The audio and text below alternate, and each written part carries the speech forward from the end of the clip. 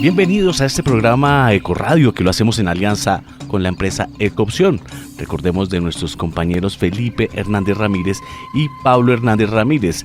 Felipe, que es experto en sostenibilidad, innovación y emprendimiento, y Pablo, que es abogado y experto en desarrollo sostenible. Felipe, por favor, recordémosle a nuestros oyentes qué es Ecoradio y de qué se trata el programa de hoy. Juan, buenos días y buenos días a todos nuestros oyentes. Pues como lo hemos mencionado en los programas anteriores, vale la pena recordar entonces de qué se trata nuestro episodio y nuestro programa de hoy. En general, Ecoradio es un programa para conocer sobre negocios y proyectos sostenibles, conversar con líderes y expertos sobre actualidad e investigaciones y aprender sobre todo este tema de la sostenibilidad. Como tú lo acabas de mencionar, Juan, este programa lo hacemos en alianza entre El Dorado Radio y nuestra empresa Ecoopción, en la cual educamos, innovamos, asesoramos y ayudamos a empresarios y gobernantes a tomar decisiones en materia de sostenibilidad. Y el programa de hoy es un programa que hablaremos sobre dos temas muy interesantes, muy relevantes en la actualidad. Por un lado, sobre agricultura sostenible, seguridad alimentaria, y por otro lado, hablaremos sobre activismo en temas ambientales y en temas de sostenibilidad. Entonces, en el programa de hoy tenemos a un invitado quien ha dedicado parte de su vida a la academia, al activismo y al emprendimiento en todos estos temas ambientales y agrícolas. Su nombre es Andrés Bodensiek. Él es profesional en Gobierno de Relaciones Internacionales de la Universidad Externado y tiene una maestría en Agricultura y Economía Alimenticia o Economía de los Alimentos. Entonces, Andrés, bienvenido. Felipe, muy buenos días. Señor Freddy y Pablo, muy buenos días. Un saludo a toda su audiencia, esperando que pues, nuestra charla de hoy sirva para los objetivos de su programa tan interesante. Gracias, Andrés, por la invitación, colega. No, a usted, gracias por acompañarnos. Arranquemos por contarle a nuestros oyentes quién es Andrés Bodensiek y cuál es la historia de su vida.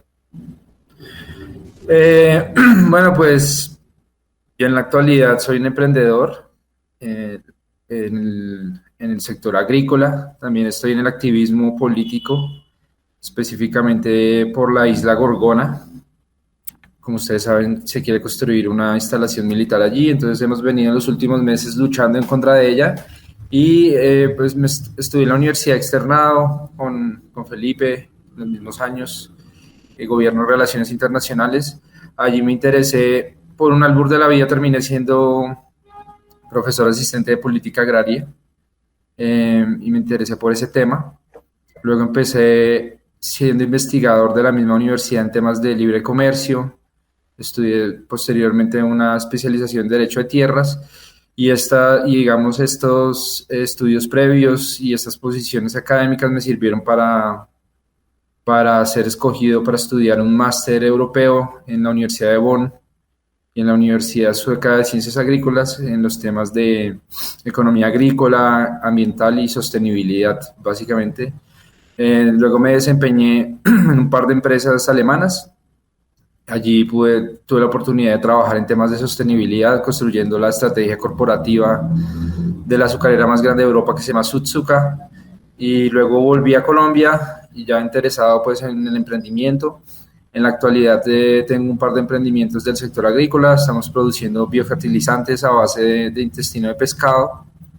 Y lo que les contaba en el tema ambiental, pues haciendo activismo y leyendo sobre el tema. Ahorita estoy leyendo este libro que se llama El Leviatán del Clima, que es sobre pues, la crítica que se tiene al capitalismo y la forma en que podemos, digamos, salvarnos o no de la crisis climática. Eso es básicamente el resumen. Muy interesante, Andrés, muchas gracias. Cuéntenos un poco sobre su maestría en Agricultura y Economía de los Alimentos. Seguramente muchos de nuestros oyentes y nosotros mismos no tenemos muy claro qué significa la economía de los alimentos. ¿Cuál es el significado de ese concepto? Bueno, lo que uno estudia básicamente en una de esas maestrías es el mercado mundial de los alimentos, el libre comercio alrededor de los alimentos, los importantes temas de la diferencia, por ejemplo, entre la seguridad y la soberanía alimentaria, que tiene que ver una con la otra, ¿no? Y muchos temas ambientales, porque en definitiva, si algo tenemos hoy en día es que la crisis climática tiene todo que ver con la agricultura, ¿no? Estamos viendo en el mundo entero la subida de los precios de los alimentos a causa de los eventos climáticos. Básicamente lo que nos dan son herramientas para entender por qué, digamos, en distintas latitudes se ven los mismos problemas en torno a la agricultura, cómo están relacionados con el medio ambiente y sobre todo cómo formular políticas públicas y también estrategias en el sector privado para mitigar y enfrentar estos cambios y, digamos, la rápida incorporación de la tecnología que, en mi opinión, es sobreestimada como una de las soluciones posibles para enfrentar todos estos retos que implica la conjunción de ambos, del ambiente y de la agricultura en cuanto a, pues, al cambio climático y las sociedades actuales. Así es. Bueno, y en cuanto a su emprendimiento, sabemos que usted, además de conocer a profundidad todos estos temas de economía de los alimentos y estar involucrado con la agricultura, tiene un emprendimiento en cogollos orgánicos. Cuéntenos un poco sobre ese emprendimiento, ¿en qué consiste? Bueno, Cogollos Orgánico es una empresa que empezó en el mundo del cannabis medicinal con unas licencias. Digamos que también tiene una visión política muy en pro del autocultivo, digamos de la autodeterminación en el tema canábico. Va a venir ganando mucho espacio, sobre todo desde el tema de la jardinería. Tengo un socio que lleva muchos años cultivando, Diego Chaquea, y él pues tiene muy buena reputación porque es muy buen jardinero de cannabis. Pero cuando yo volví le di un enfoque pues de lo que yo había estudiado, que es también el tema de la soberanía y la seguridad alimentaria, que es el tema de las hortalizas, por ejemplo. Uno cómo puede desde la ciudad tratar de garantizar una mejor alimentación, pues incentivando y cultivando uno mismo sus propios alimentos en la medida de lo posible, compostando, por ejemplo. Entonces, Cogollos Orgánico lo que ofrece son huertas y sistemas de compostaje en ciudad y en campo.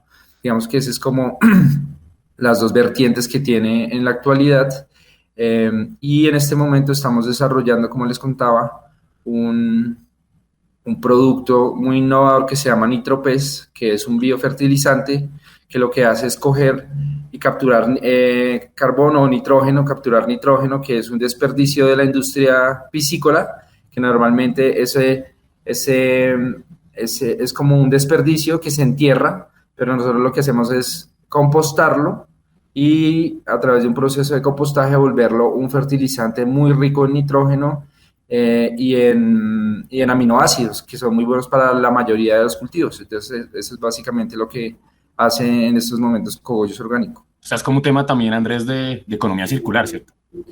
Sí, el problema es que queremos que llegue a ser orgánico, pero en el mediano plazo estamos desarrollando un nuevo producto que permitiría que fuera circular. En este momento no lo es, porque lo alimentamos con el pez de donde sacamos esos intestinos es alimentado con el tradicional, con el alimento tradicional, sí, que viene elaborado y no es orgánico. Pero entonces, para cerrar el círculo en el mediano plazo, esperamos poder fabricar un segundo producto que estamos trabajando en el, que se llamaría NutriPES, que es un insumo orgánico 100% orgánico, partiendo de las larvas de la mosca soldado. Entonces, ya es 100% animal, alimentado por animal, sin nada, con cero insumos químicos.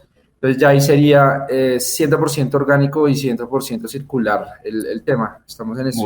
Muy interesante y supremamente retador. Pero entonces, Andrés, a nosotros también aquí en el programa nos gusta preguntarle a nuestros invitados sobre el concepto. ¿Qué entiende usted? Usted que está haciendo emprendimiento, que está incluyendo temas de economía circular, que está hablando sobre temas de agricultura sostenible, buenas prácticas.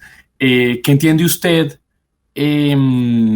sobre el concepto de sostenibilidad? Para usted, ¿qué es sostenibilidad? Cuéntenos para usted qué es sostenibilidad por un lado y por otro lado cuéntenos para usted qué es economía circular. Okay. Bueno, para mí la sostenibilidad es una alternativa necesaria y urgente que tenemos que implementar los humanos si queremos sobrevivir a la crisis climática. Tengo una visión crítica de la sostenibilidad porque estudiándola me doy cuenta de que muchas empresas y sectores la han adoptado con un tipo de oportunismo, lo que conocemos como el lavado verde, ¿no? Y me parece que es como muchos otros temas, tiene un lado bueno y un lado malo. Entonces el lado bueno me parece que es de verdad la innovación, la tecnología, sin sobreestimar a la tecnología, porque también, como ya les mencionaba al principio, me parece que la sostenibilidad se volvió como la varita mágica, ¿no? para las empresas contaminantes o para las industrias que no son sostenibles. Dicen, no, nosotros estamos aplicando, esa estrategia de sostenibilidad y esto nos va a llevar a que nuestros productos hoy en día pues ya no son hechos por niños de Bangladesh, sino que los estamos haciendo en Polonia, no sé, por poner un ejemplo.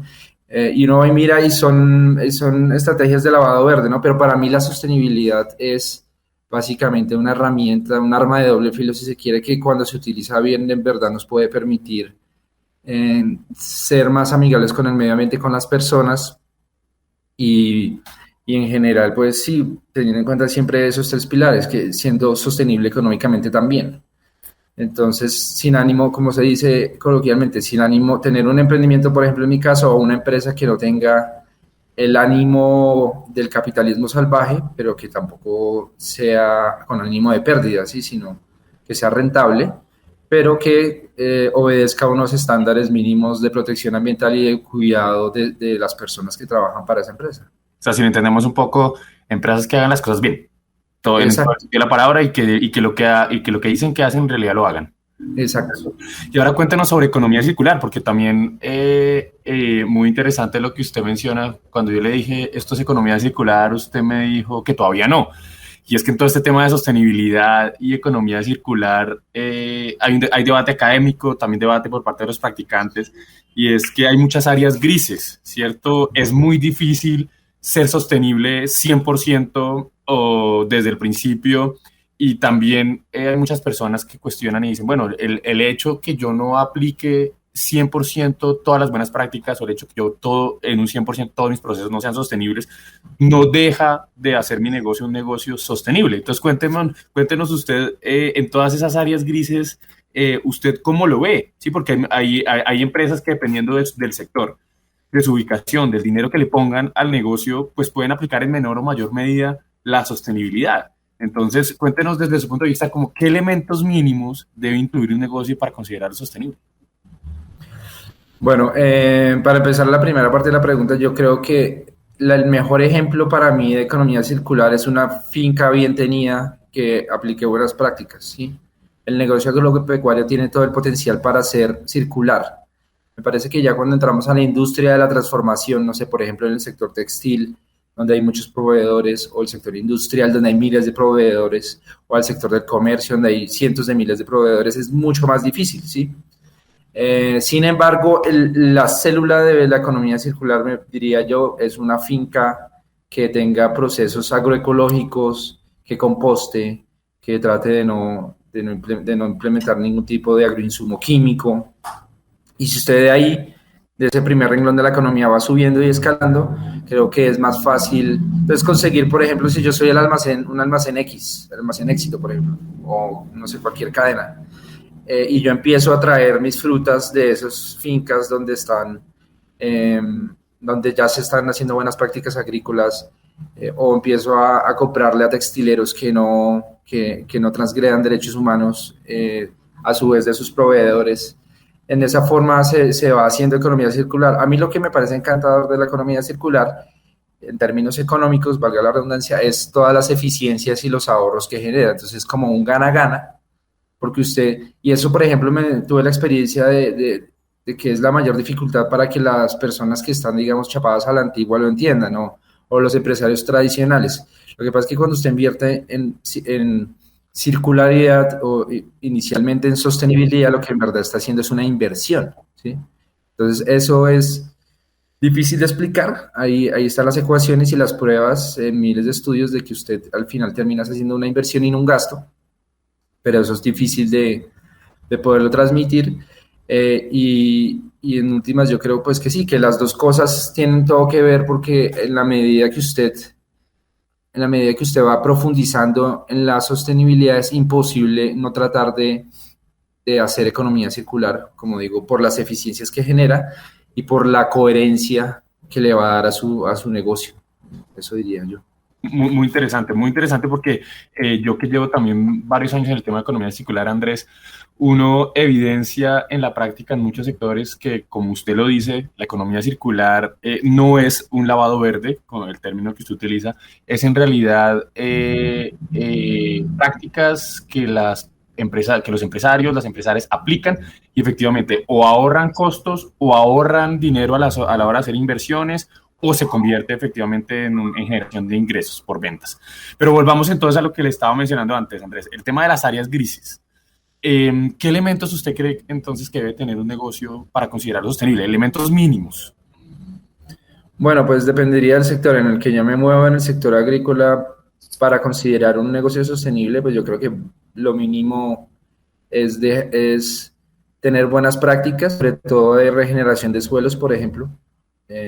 Cambiar los típicos ciclos industriales de la agricultura, empezar a hacer conservación de suelos, regeneración de suelos, agricultura regenerativa, dejar de usar químicos en lo posible. Depende del tipo de cultivo, ¿no? Ustedes saben que no todos los cultivos se adaptan fácilmente al tema orgánico.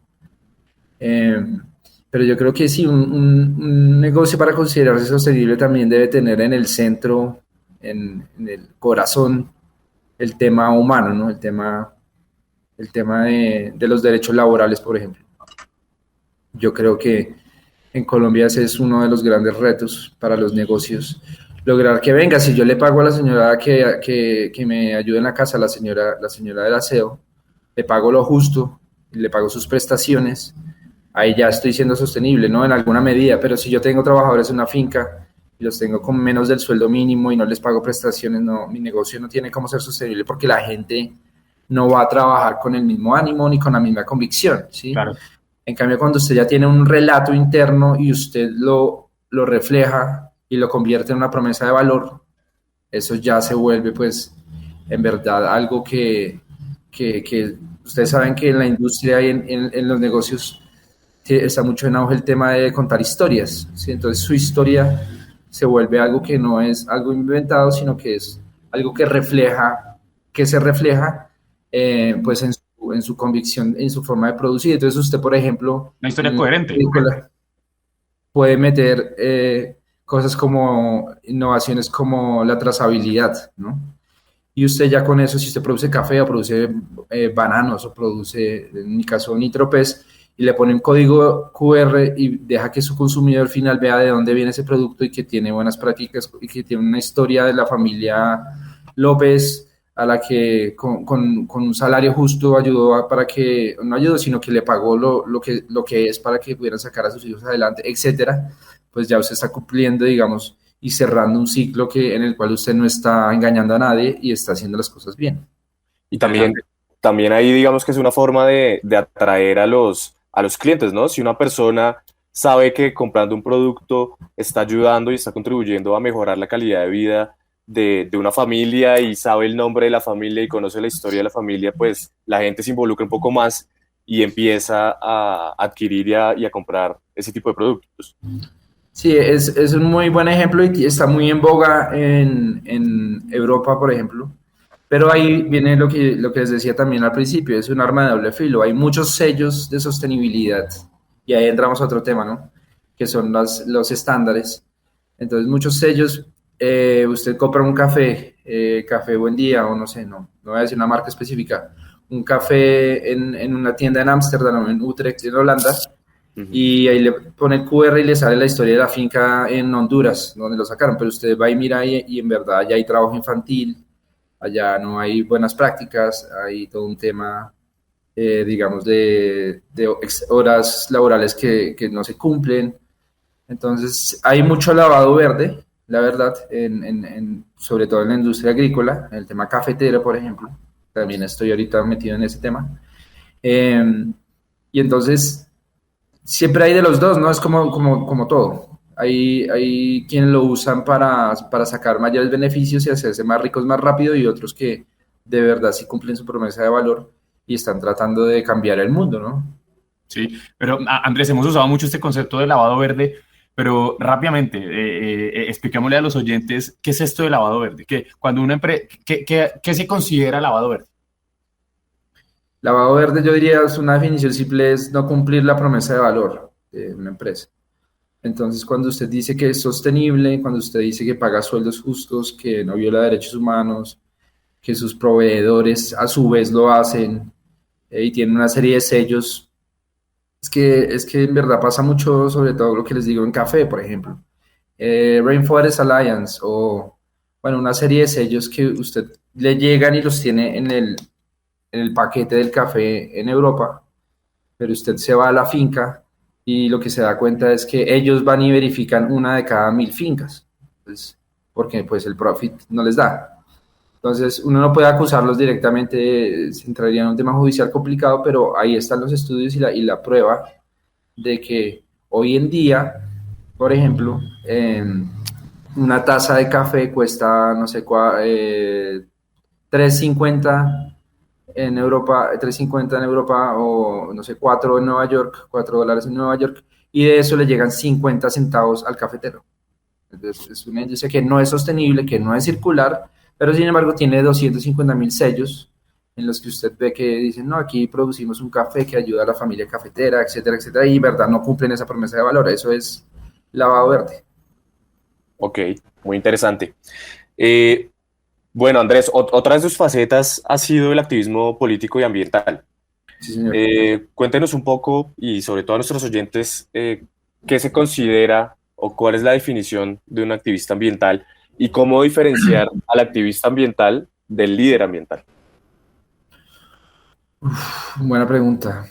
Bueno, lo que yo veo, porque también estoy un poco nuevo, debo decirlo en este tema, es que el activismo ambiental es simplemente la acción espontánea de quienes nos encontramos con proyectos que van a tener un impacto ambiental, que tienen afectaciones directas que no cumplen algo muy importante en el tema ambiental, que es el principio de precaución. Eh, el principio de no hacer daño, digamos, si no se tiene la certeza de que un proyecto no va a tener impactos negativos, y pues simplemente nos paramos por nuestras convicciones y decimos, oye, un momento, aquí nos están haciendo las cosas bien, nos organizamos, empezamos a hablar del tema, a escribir, a difundir la información, y nos convertimos en un grupo de interés el cual tiene que ser consultado sobre ese tema. Eso es básicamente el activismo. Ahora, el liderazgo ambiental ya es, pues, tiene que ver, porque en el activismo se encuentran muchísimos líderes ambientales, pero diría que la diferencia radica en el tiempo, ¿no? Los líderes ambientales por lo general son personas que viven en estas comunidades, que vienen del entorno agrícola o de las costas, en este caso que es el que conozco, de Gorgona, y han estado allí toda su vida defendiendo los recursos naturales.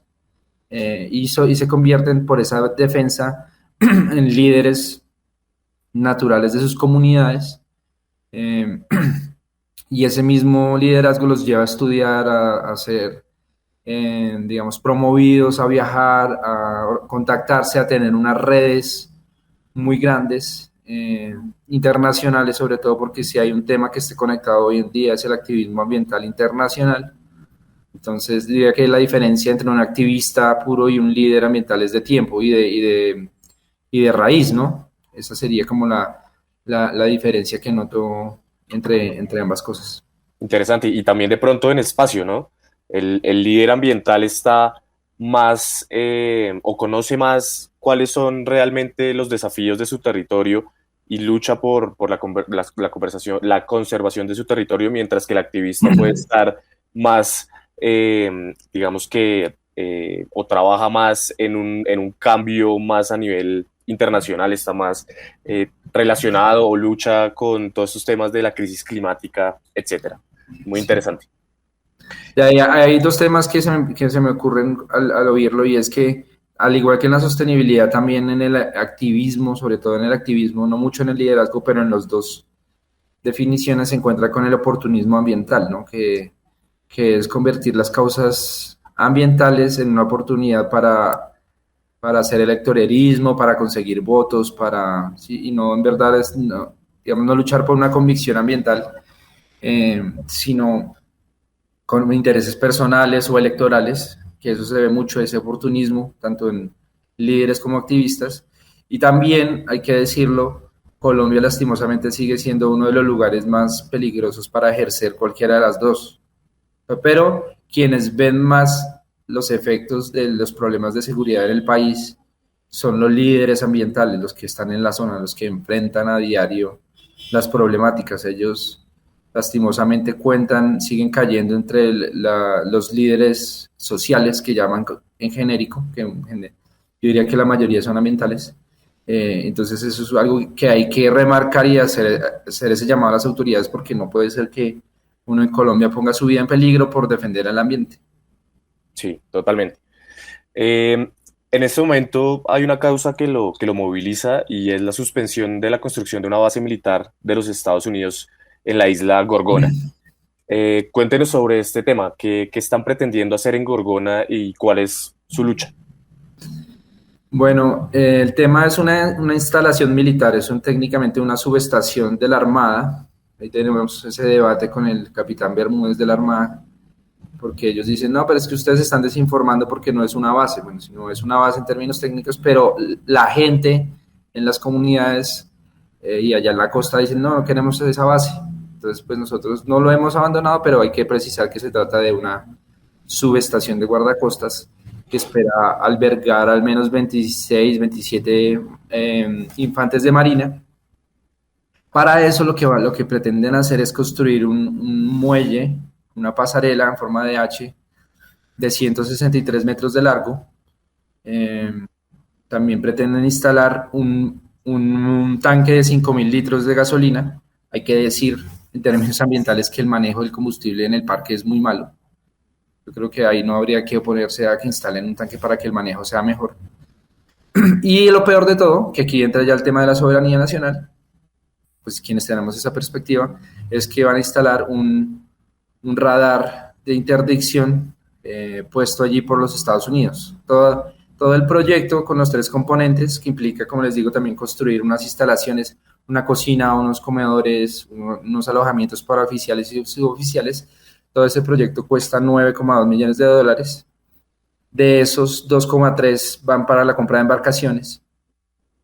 Entonces ahí entran las implicaciones ambientales. Tenemos un parque nacional natural que es el área de protección mayor que existe en nuestra legislación y en el mundo. Y sin embargo pretenden poner un muelle y unas embarcaciones que en el evento de una persecución de interdicción del narcotráfico pueden arrancar a toda y pues ponen en riesgo la vida de las ballenas, los delfines y las tortugas que están en esa zona, y cuya principal causa de muerte son las colisiones con embarcaciones humanas, ¿sí? Entonces, tenemos serias dudas de la licencia ambiental que se dio en 2015, porque fue concedida además en 27 días, en un tiempo récord, un 31 de diciembre, con total opacidad. Nos parece que el proyecto se ha tratado de implementar y se está implementando a las patadas, y en las últimas semanas nos hemos enfrentado a una incoherencia o a una falta de transparencia del gobierno en cabeza de la ministra Muhammad, del comandante de la Armada y de la vicepresidenta, porque han salido a decir cosas contrarias diciendo que el proyecto no está suspendido, que el proyecto sí está suspendido. Hoy en día sabemos que no está suspendido, como le han dicho a las comunidades, y al contrario, la institucionalidad sigue reuniéndose para implementarlo, ¿sí? A pesar de todas estas problemas que les digo que tiene. Hicieron una reunión en Guapi, la gente en Guapi hace 2 semanas les dijo no rotundo al proyecto, querían de hecho que se trataran otros temas de plan de desarrollo, etcétera. Le dije no vamos a tratar ningún tema hasta que no se pare el proyecto. La gente ya tiene toda la convicción, el arraigo ancestral y el conocimiento de que, por ejemplo, si usted no hace una consulta previa, no tiene cómo tener una licencia ambiental que sea válida, y allá no ha habido consulta previa. Entonces nosotros sabemos que todos los argumentos que les estoy contando nos asisten y son más que suficientes y meritorios para que ese proyecto se cancele de forma definitiva, y eso es lo que estamos luchando Esa es nuestra lucha en la actualidad. Perfecto, muy, muy interesante. Quisiéramos de pronto que nos contara de manera un poco más concreta cuáles serían los efectos ambientales. Digamos que ya nos ha hablado un poco del riesgo que existe de colisión de ballenas con las naves que utiliza la Armada, pero en temas, digamos que expandiéndonos un poco más, ¿qué otro tipo de efectos podrían llegar a existir en caso de que se termine construyendo esta base militar?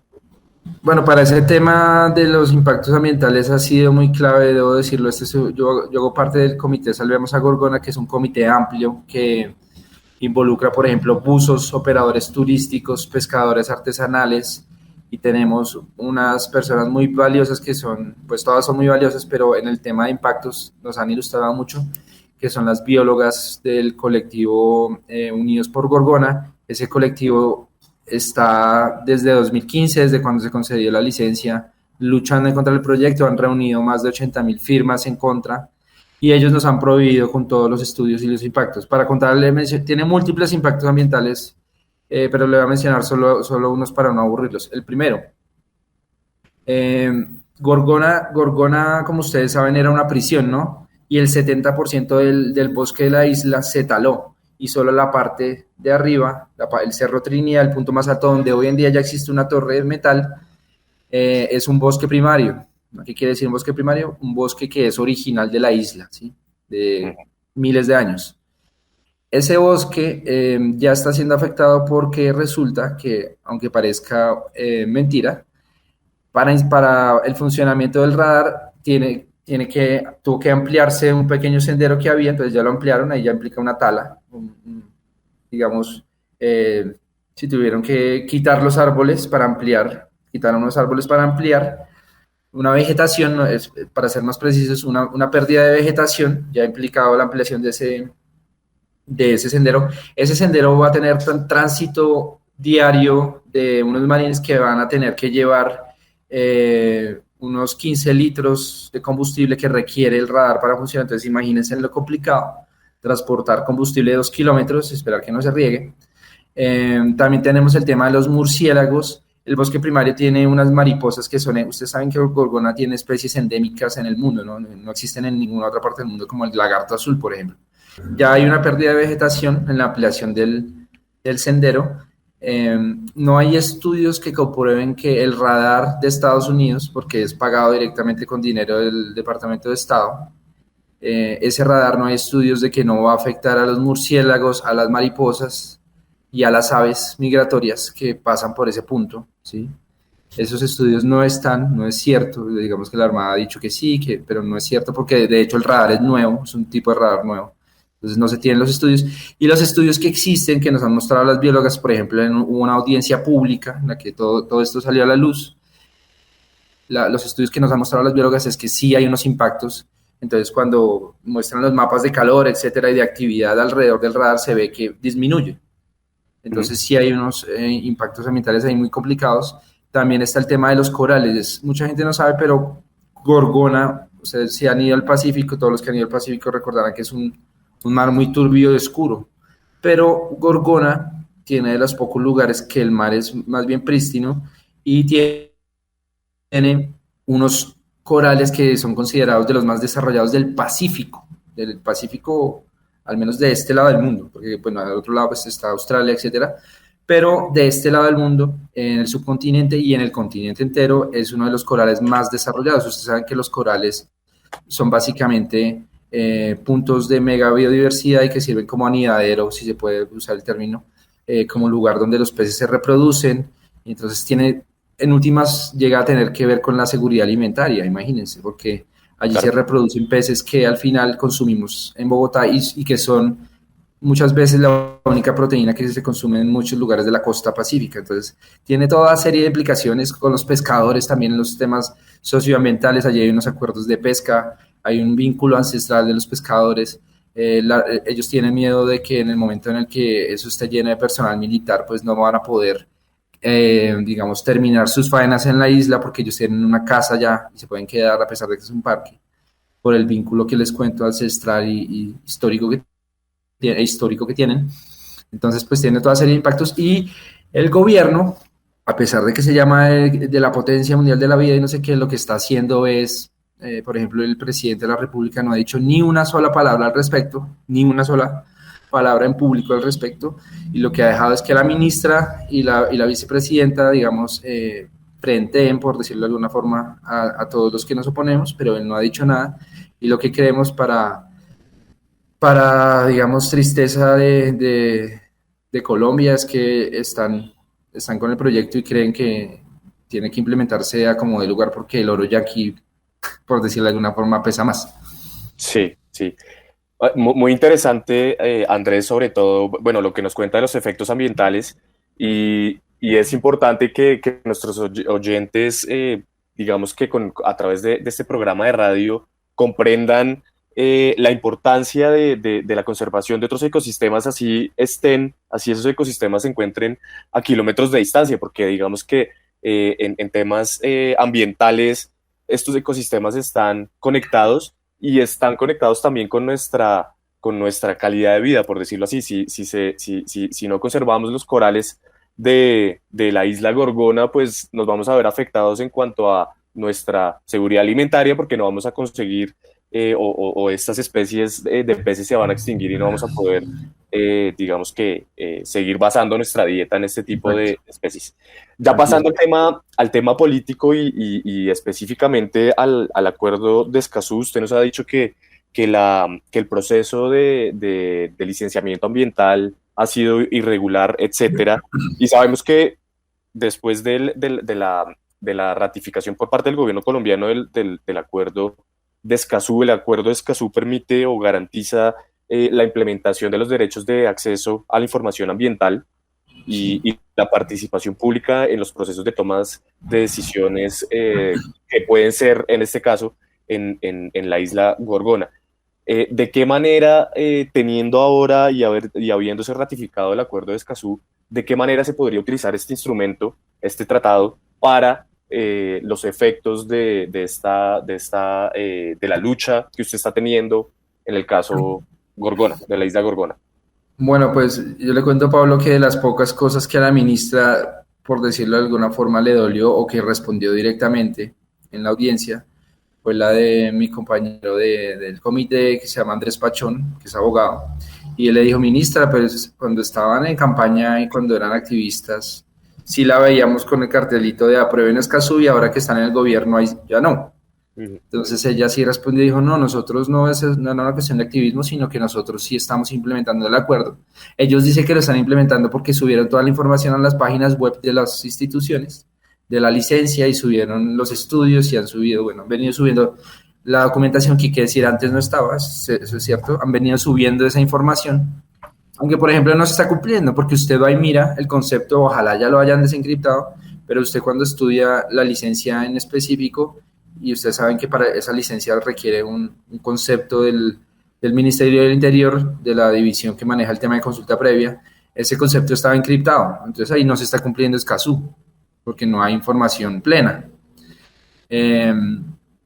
Yo creo que también, no solo en este tema de Gorgona, este activismo me ha llevado a nuevos proyectos. Ahorita estoy trabajando con el tema de las eólicas en La Guajira, y allá también pasa lo mismo, que se utilizan las reuniones y hacen algo que llaman preconsulta y ponen unos firmones, perdónenme el término, pero gente que va, como les dije, que no son activistas, sino muchos que son oportunistas, y van a firmar, y eso les permite a las instituciones y a los intereses que hay detrás, en el caso de La Guajira, por ejemplo, transnacionales, decir: no, mire, nosotros ya tenemos aprobación de las comunidades, ¿sí?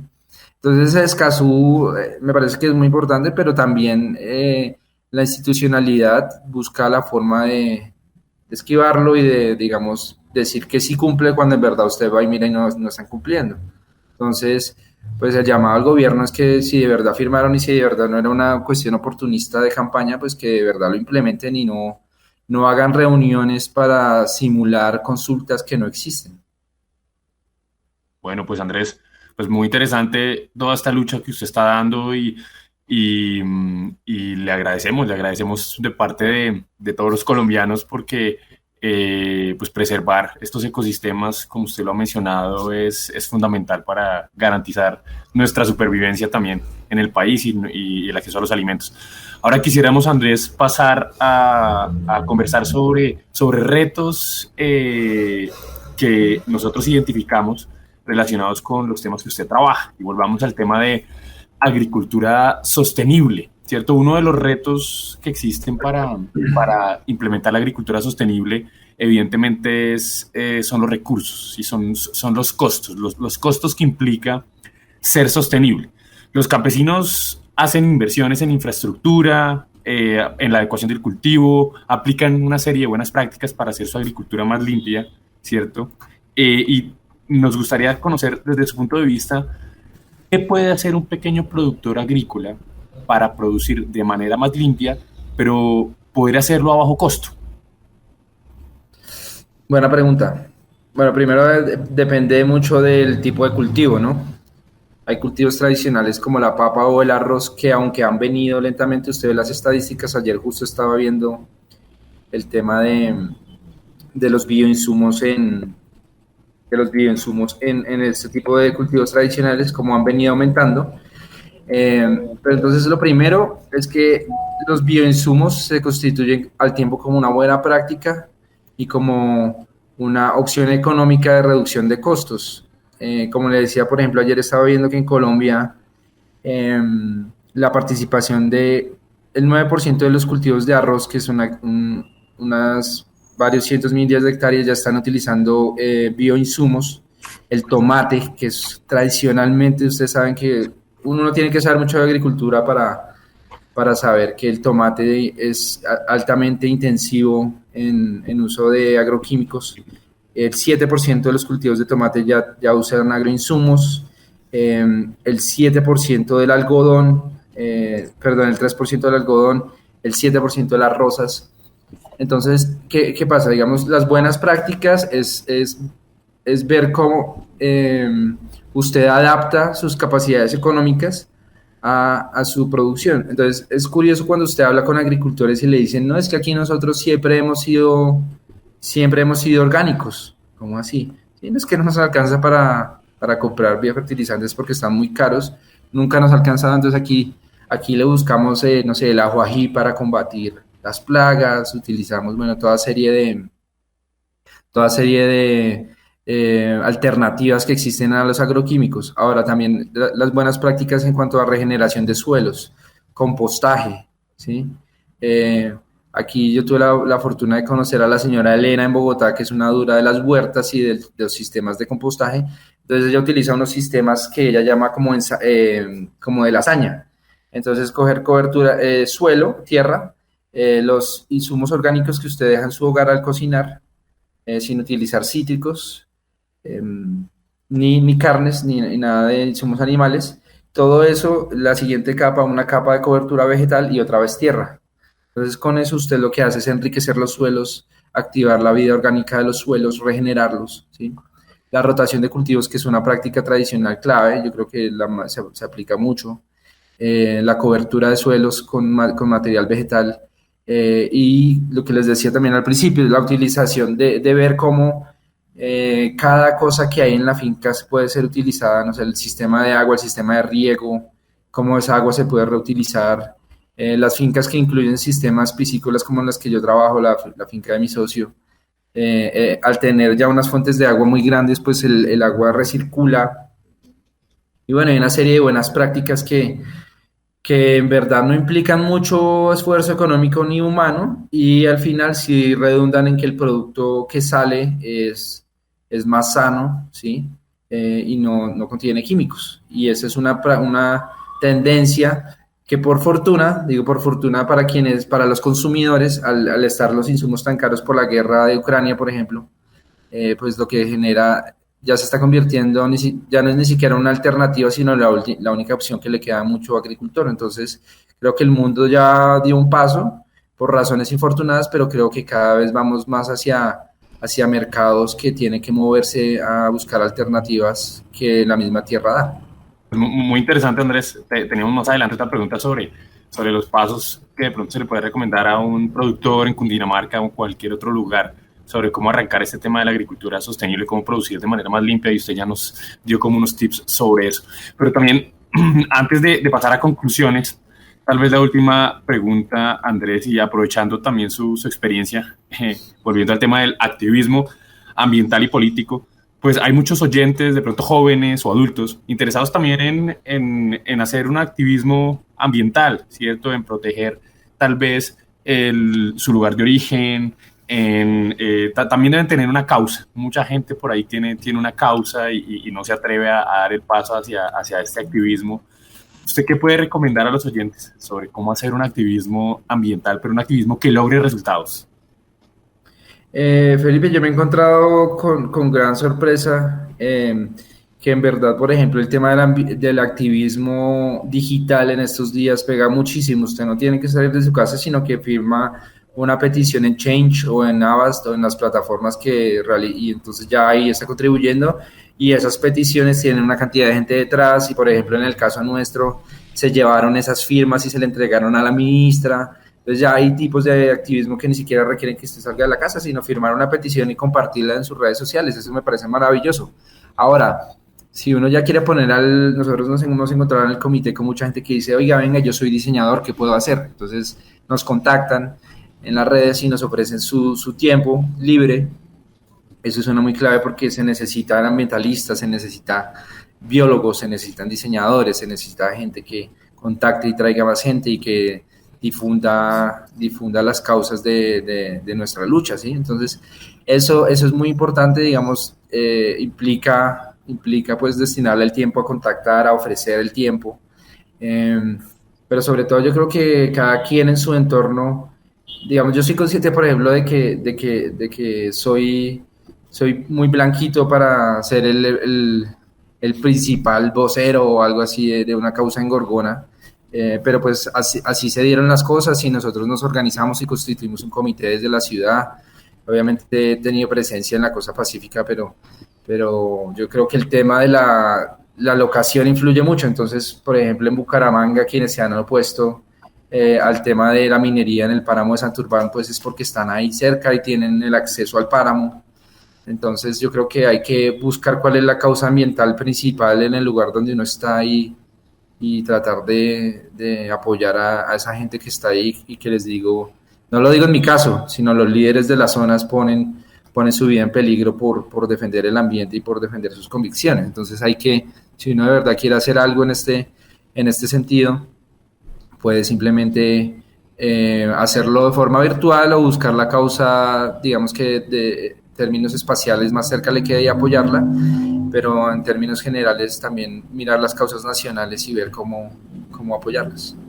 Muchísimas gracias, Andrés Bodensiek, un experto en activismo y en agricultura sostenible. Vamos llegando tristemente al término de Ecoradio. Bueno, ya llegó la hora de las conclusiones. Pablo, ¿qué podemos concluir acerca del activismo ambiental y todo esto de la agricultura sostenible? Bueno, Juan, muchas gracias. Primero darle las gracias a Andrés por contarnos acá sobre su emprendimiento, un poco sobre su vida, sobre sus luchas ambientales. Para concluir, digamos que me quedaría un poco en cuanto a lo que nos habló Andrés de él que entiende por sostenibilidad.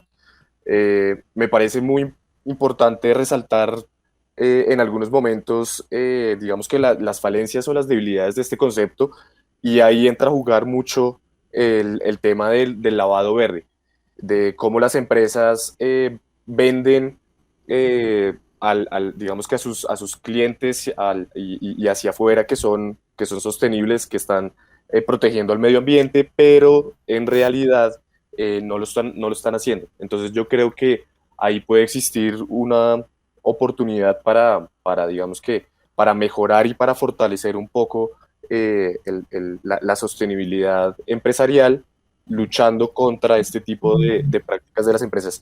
En cuanto al activismo, me pareció muy, muy importante diferenciar lo que nos resaltó acá Andrés, de diferenciar muy bien entre activismo ambiental, liderazgo ambiental y oportunismo ambiental.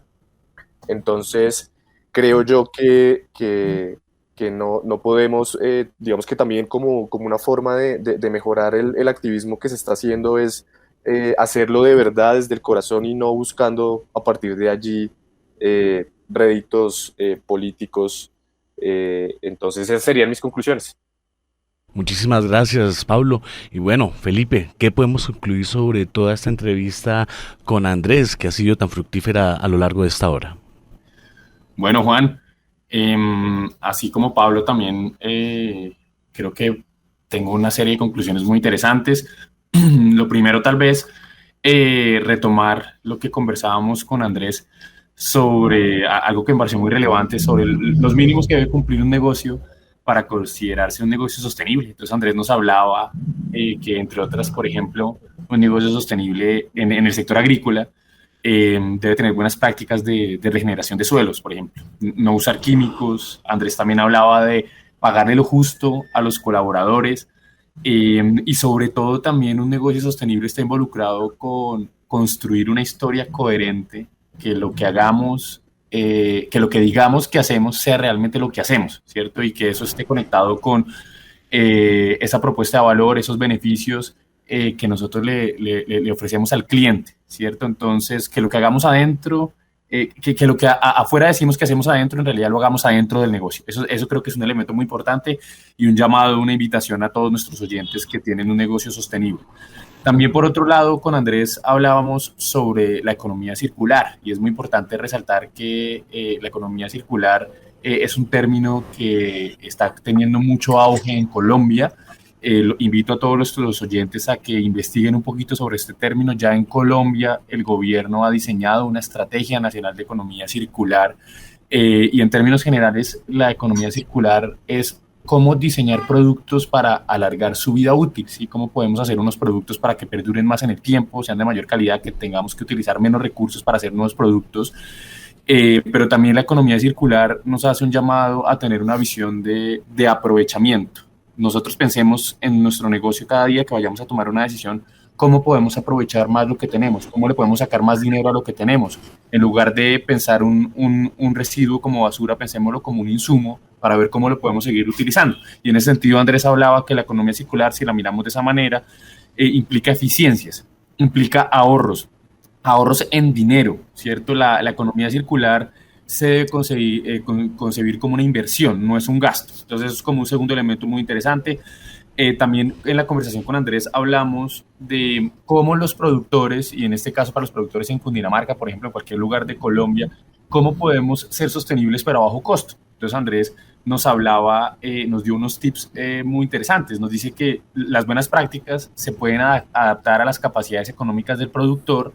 Y entonces Andrés decía, mire, usemos fertilizantes naturales para combatir las plagas. De nuevo, retomando lo que ya veníamos hablando anteriormente, hagamos buenas prácticas de regeneración de suelos como el compostaje. Eso también puede ser un segundo elemento que nos permite ser sostenibles pero a bajo costo. Hagamos rotación de cultivos, apliquemos también la mentalidad circular en nuestra producción y hagamos, por ejemplo, una recirculación del agua, aprovechemos el agua lluvia, ¿sí? Y al final, de esa manera, nuestro producto pues, va a ser más sano, pero también lo vamos a producir a más bajo costo y eventualmente lo vamos a poder vender a un menor precio. Y también finalizo ya, Juan, con algunas recomendaciones que hacía Andrés sobre cómo hacer un activismo ambiental que logre resultados. Y Andrés nos menciona dos cosas: que aprovechemos el activismo digital. El activismo digital pega mucho. Aprovechemos estas plataformas para hacer peticiones digitales. Y un segundo elemento es, si queremos sumarnos a una causa, pongamos al servicio de la causa nuestro conocimiento profesional y nuestro tiempo. Entonces yo creo que con esto ya cerramos, Juan, y agradeciendo a Andrés por su tiempo y por todo el conocimiento que nos compartió.